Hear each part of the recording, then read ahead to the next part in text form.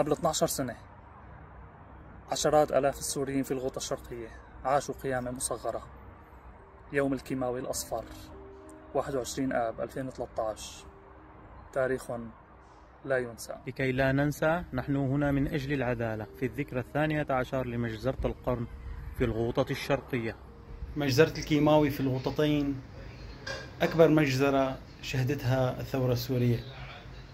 السلم الأهلي يجب أن ينطلق من عدالة انتقالية حقيقية. مجزرة الكيماوي، الموت الصامت، هي حقيقة وليست قصة خيالية. 12 عاما لم ولن ننسى، وما زلنا نطالب بمحاسبة الجنات.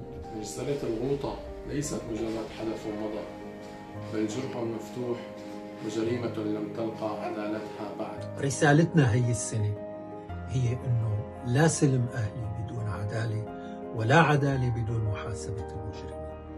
كي لا ننسى، مجزرة الكيماوي مجزرة القرن.